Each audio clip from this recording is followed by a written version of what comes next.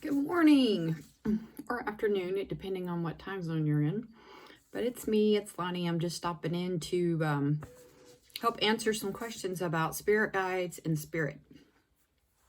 How to figure out which one is which. How do you know which one is spirit guide? How do you know what is spirit, or if they're around, or how you're receiving messages? I get this question a lot. So the difference between spirit guides and spirit is when you talk about spirit guides, it's important to know the difference between a spiritual guide and the spirit who's around you. So a spirit guide is one that's been with you your entire life. Spirit is someone that I say someone, but it's who you're trying to reach, who you're contacting, or maybe there's a spirit around. It could be residual, it could be one that hasn't passed over, depending on the situation as to why they are here. So both can influence you, but both are not necessarily providing you with spiritual insight or guidance, if that makes sense.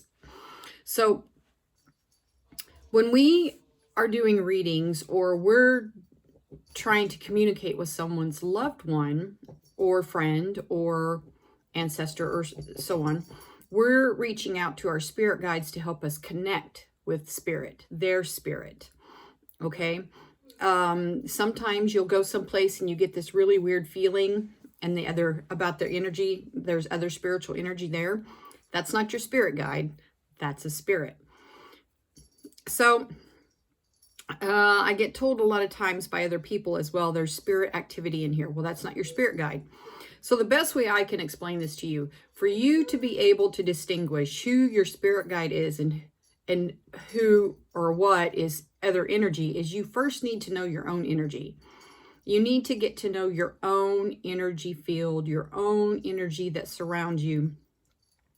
And you do that by sitting in your power. You sit there, it's a meditative state, and you set the intention that you want to get to know your energy and spirit's energy and your angel's energy. So when you do this, you sit down, you go into a meditative state, you notice the energy around you, you notice what your energy feels like. And then you ask your spirit guide to step out of your energy, but stay close by and keep a watch over you. Okay? Then pay attention to that energy, the way it feels when they step out. And the same for your angels. You do the same for them. Now, then when you're ready, you've sat there for a little bit and you've gotten used to your own energy, then you ask your spirit guide to step back in. Now pay attention to the way the energy feels, because then that's going to help you distinguish which one's your energy and which one is your spirit guide. And the same with your angels. You do the same thing. Each one's going to feel different. So it's important for you to know which one is which. And so that way, when you start reaching out to your spirit guide and you're asking them to come closer to you, you'll know which energy is yours. You'll know which energy is theirs. So it's important for you to build that bond with your spirit guide and your angels, so that way you know.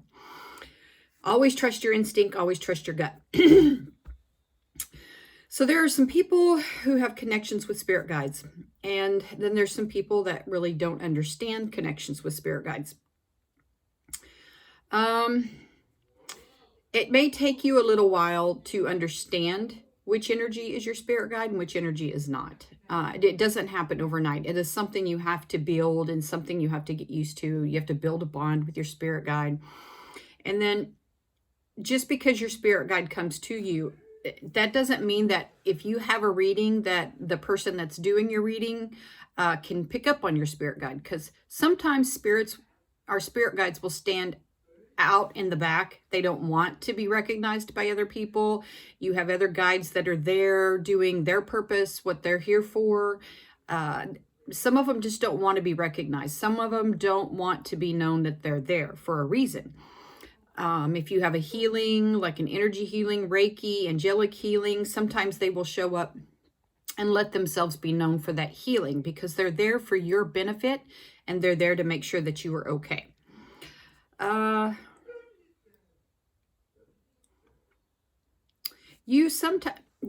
As you get used to working with your guides and you get used to your energy and their energy, then you'll get used to being able to sense them a lot better, and you'll be able to feel them near you a lot better. If you haven't been able to connect with your spirit guide, or you feel like you've been abandoned, or you're not receiving answers, or you're not clear on what you're receiving, remember, you can't learn to walk without first learning to crawl. You can't run without first learning to crawl or walk. So again, that goes back to building your bond with your spirit guide. It's very, very important. It's like a muscle. You can't walk into a gym, excuse me, and expect to be able to lift 5,000 pounds without training first. So you have to train this muscle. You have to build this muscle, and you have to strengthen this muscle, and you have to work with them. Now, when you start to work with them, invite them in. Let them know you're there. Tell them that you are there to learn to work with them, and you want to work with them. And this will help you during meditation, with scrying, reading cards, however you choose to work. Just make sure you invite them in. And the same with the angels. You have to invite them in because you have free will. They can't just step in without you asking them to, unless it's life or death. Your spirit guides never leave you, but they will leave your space from time to time. You have guides that come and go for whatever purpose you need them, but your spirit guide that you come in with generally will stay with you throughout the rest of your life. The same with your guardian angel. They're there with you throughout the rest of your life. It is easy to get caught up in knowing your guides and relying on them, but again, remember, they're not here for you to rely on them forever. They're here to help you grow, here to help you train, here to help you learn, help you make it through these trials and errors and tasks that come through your life. But it's just like a parent or a bird. They're going to push you out. They want you to go out on your own. They want you to start listening. They want you to strengthen your abilities. They want you to be able to rely on yourself. Now, they will still be there to guide you, but they won't be there to do the work for you. They want you to do that. They want you to listen to yourself. They want you to be able to listen to the divine creator and your angels, your guides, and the messages that are coming through. Okay?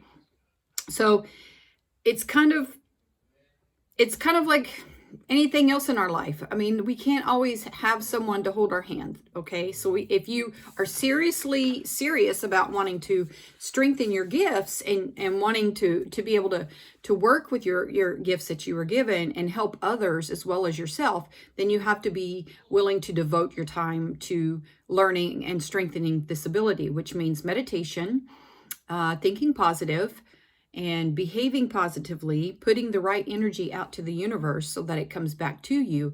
And you have to be willing to shield yourself and be compassionate towards others. Okay.